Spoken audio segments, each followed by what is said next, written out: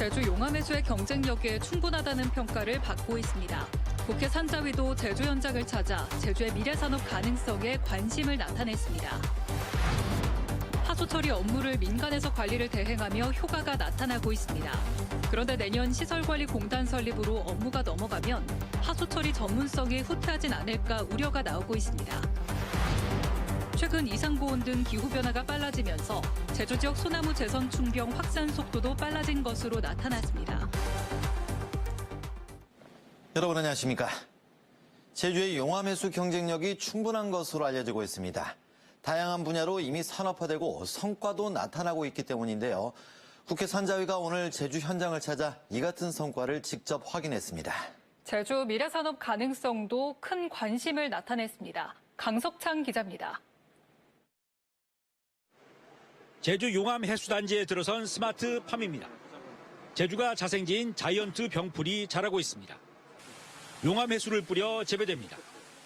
45일 자란 병풀 잎을 뜯어 용암해수에 삶아 용액을 추출합니다. 병풀에 함유된 피부 치유 성분과 진정 성분이 용암해수와 만나 최상의 화장품 원료로 만들어집니다. 이미 국제적인 인정까지 받고 있습니다. 이 스마트팜에서 자란 병풀을 원료로 화장품이 생산되고 있고 현재 미국과 영국 등 8개 나라에 수출되고 있습니다. 국회 산자위 국회의원들이 이곳을 찾았습니다. 병풀 수출액 생산 과정을 자세히 알아보고 판매 중인 화장품들을 관심 있게 살폈습니다. 제주 천연자원인 용암해수와 병풀이 K-뷰티의 차별화된 가능성을 확인시킨 성과라고 평가했습니다. 제주에서도 가능한 모델이다라는 점들을 수도권이 아닌 다른 지역의 의원들이 많이 놀라고 본인들 지역에도 이런 기업들을 육성해야겠다라고 생각을 하신 것 같은데요. 용암해수로 음료를 만드는 현장도 방문했습니다. 용암해수를 성분별로 정제해 여러 종류의 음료가 만들어지는 과정을 관심 있게 지켜봤습니다. 지금 현재 나가고 있는 데는 어디예요? 보통 중국으로 수출을 많이 보냈었고요. 그리고 베트남, 러시아 이렇게. 용암해수가 다양한 분야로 이미 산업화되고 경쟁력도 입증되고 있다며 보다 공격적인 육성 전략도 주문했습니다. 제주라고 하면 우리가 관광만 익숙했었는데 제주의 산업 발전을 위해서 어떤 쪽에서 전략적으로 접근해야 할지 그런 것들을 우리가 한번 생각해보는 그런 계기가 됐습니다. 제주자치도는 용암해수 단지가 신재생 에너지만 사용하는 아리백 생산기지가 될 것이라는 비전도 제시했습니다. 우리가 현장 시찰로 이곳을 같이 협의하게 된 이유는 용암해수 산업단지를 아리백 생단으로 전환하기 위한 계획을 수립하고 진행을 하고 있다는 말씀을 드립니다.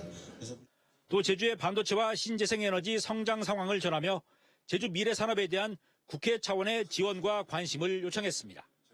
JIBS 강석창입니다. 어제 낮 제주 지역 전력 사용량 중 신재생 에너지 발전 비율이 100%에 육박했습니다.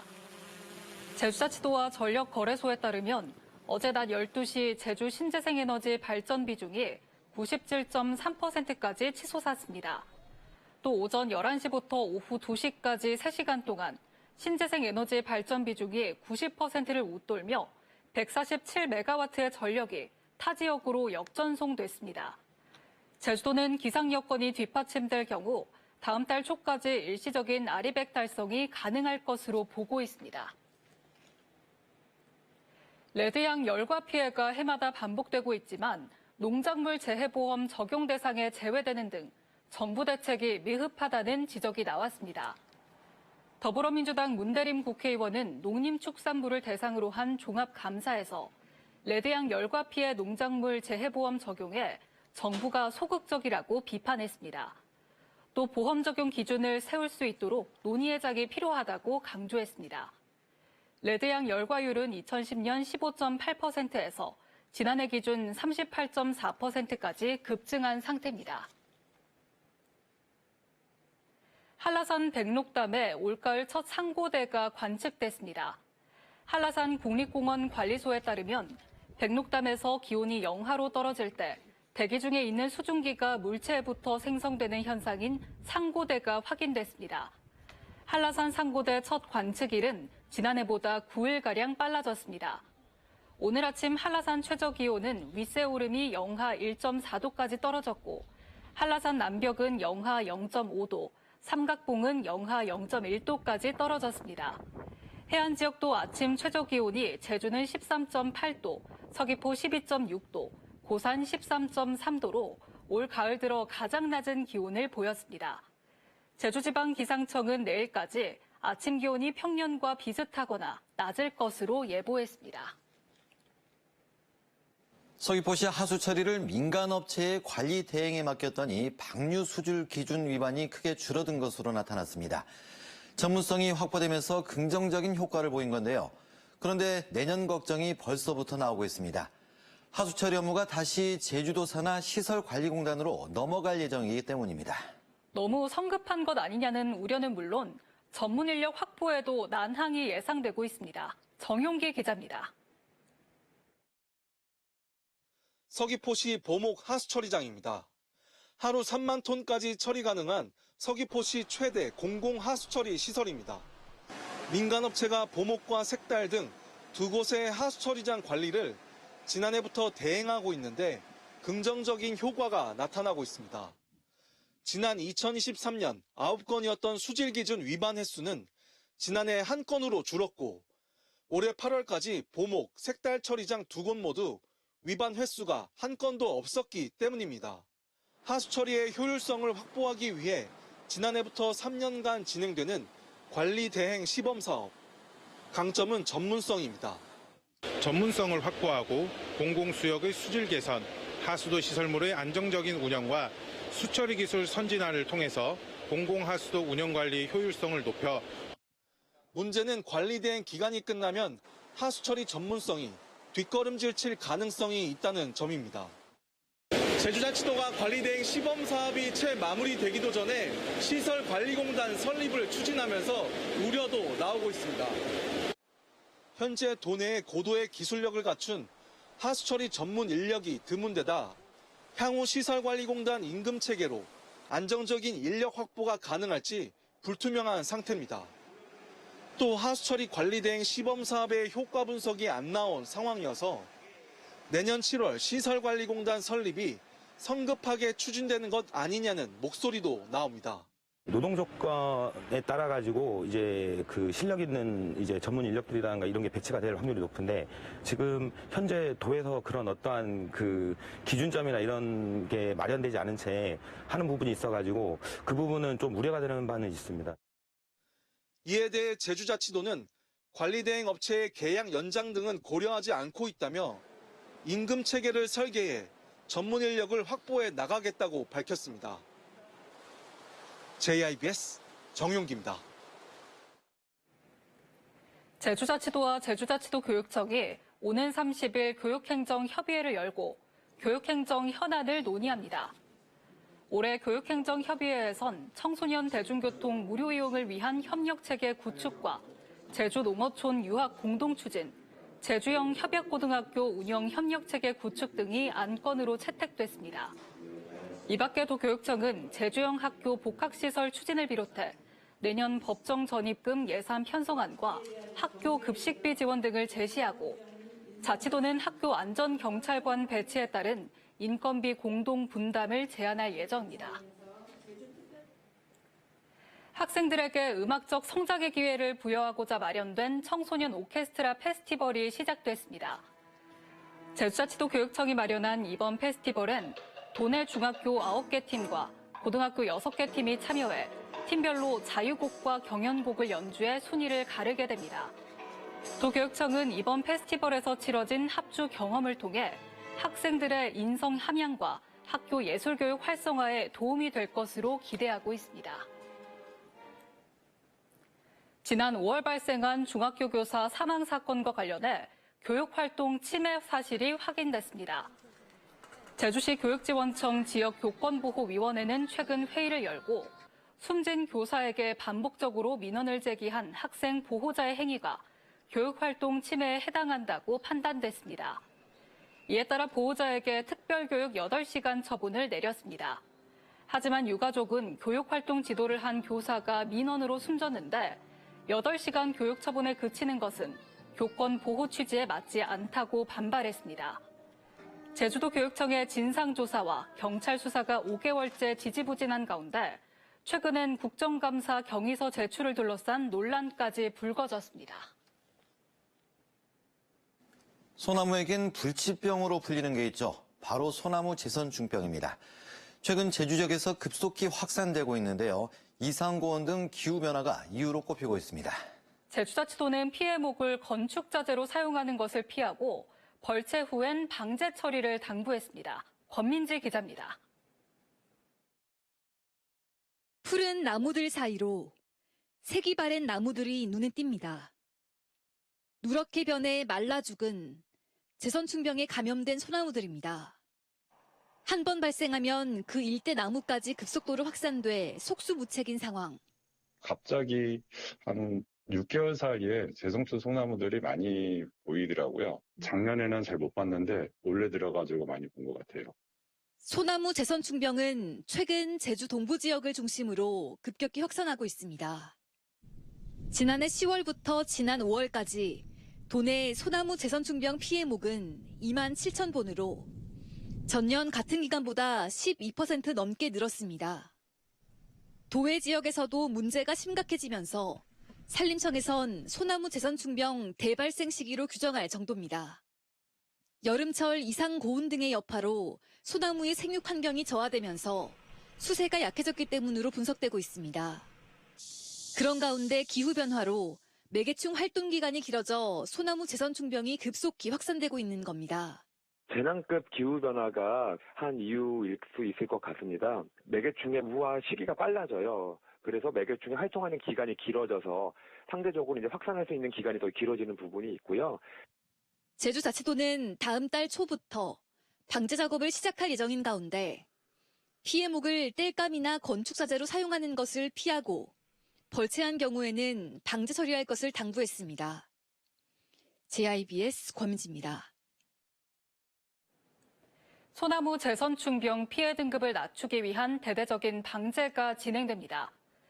제주자치도는 오는 2027년까지 재선충병 피해 등급을 현재 중에서 경으로 낮추기 위해 내년 5월까지 집중 방제 기간 동안 지역 특성에 맞는 맞춤형 방제를 시행하기로 했습니다.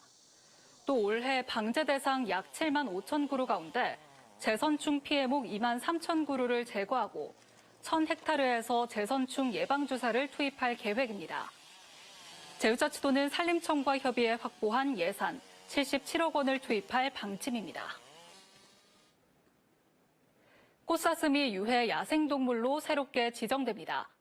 제주자치도는 서식 밀도가 높아져 농림수산업과 도민 생활에 피해를 주고 있어 꽃사슴을 유해 야생동물로 지정하는 조례 개정안을 도의회에 제출할 계획이라고 밝혔습니다. 또 도시공원과 광장, 문화유산 보호구역 등에서 집 비둘기에게 먹이 주기가 금지되고 위반 시 100만 원 이하의 과태료도 부과됩니다.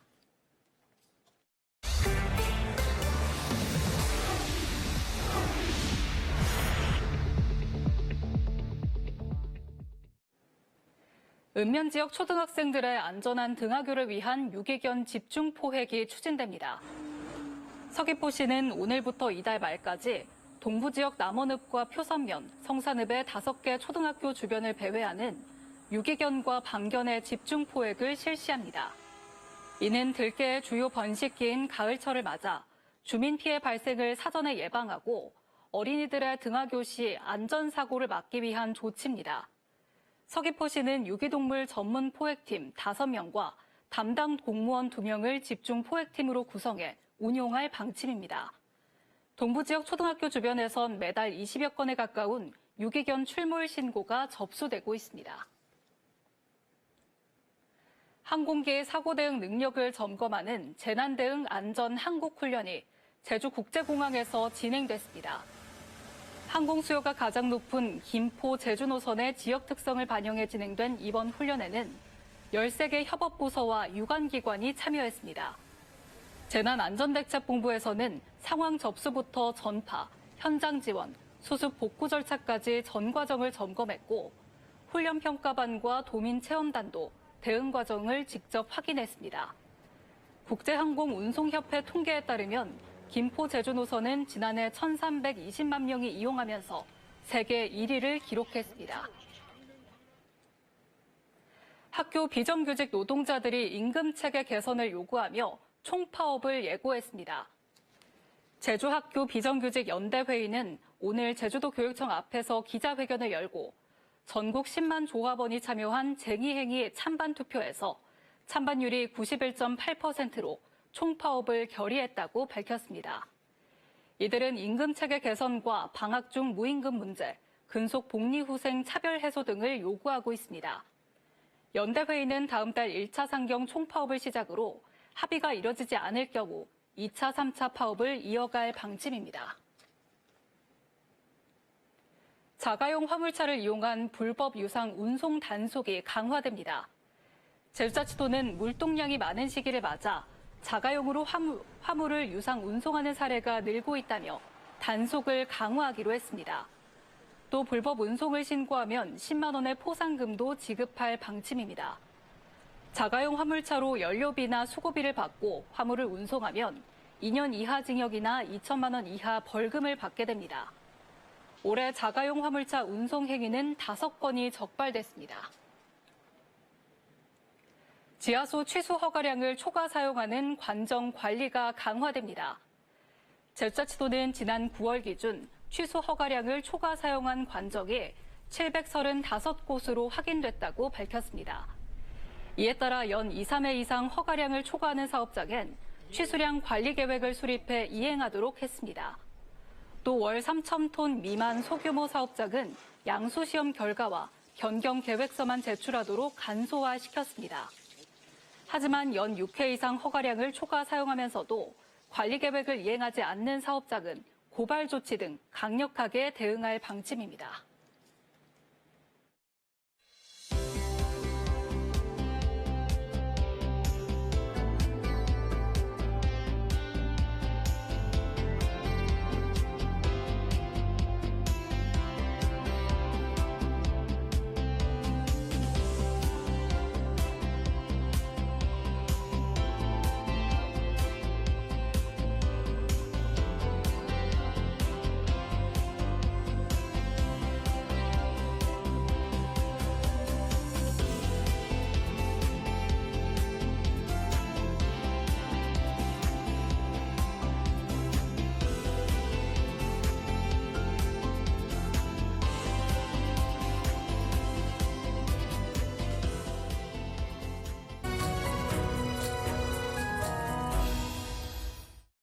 오늘 한라산은 올가을 첫 상고대가 관측됐습니다. 관측일은 지난해보다 9일가량 빨라졌는데요. 오늘 아침 윗세오름이 영하 1.4도, 한라산 남벽은 영하 0.5도까지 떨어졌습니다. 내일 아침까지는 기온이 평년보다 낮겠고 찬바람까지 강하게 불어 춥겠습니다. 아침 최저기온 제주 13도, 서귀포는 12도로 출발해 한낮에는 20도를 웃돌며 기온차가 크게 벌어지겠는데요. 입고 벗기 쉬운 겉옷 하나 챙겨주시는 게 좋겠습니다. 자세한 지역별 기온도 살펴보겠습니다. 내일 아침 애월과 고산 12도, 한낮에는 애월 19도, 고산 20도로 오늘보다 2도가량 높겠고요. 안덕의 낮 기온은 21도가 예상됩니다. 이어서 산간 지역은 한낮에 8도에서 15도 분포 보이겠습니다. 내일 바다의 물결은 전 해상에서 최고 1.5에서 2m로 잔잔하게 일겠습니다. 전국 날씨입니다. 내일 아침까지는 초겨울 추위가 이어지다가 낮부터 추위가 누그러지겠습니다. 내일 아침 서울과 청주 5도, 한낮에는 광주와 부산 19도까지 오르겠습니다. 이어서 아시아 날씨도 살펴보시면 하노이는 하늘에 구름만 다소 지나겠고 상하이는 내일까지 하늘 표정 흐리겠습니다. 제주는 토요일 오전에 비 소식이 들어있고요. 당분간 낮 기온은 20도 안팎으로 평년과 비슷하겠습니다. 날씨였습니다. 좋습니다. 시청해주신 여러분 고맙습니다.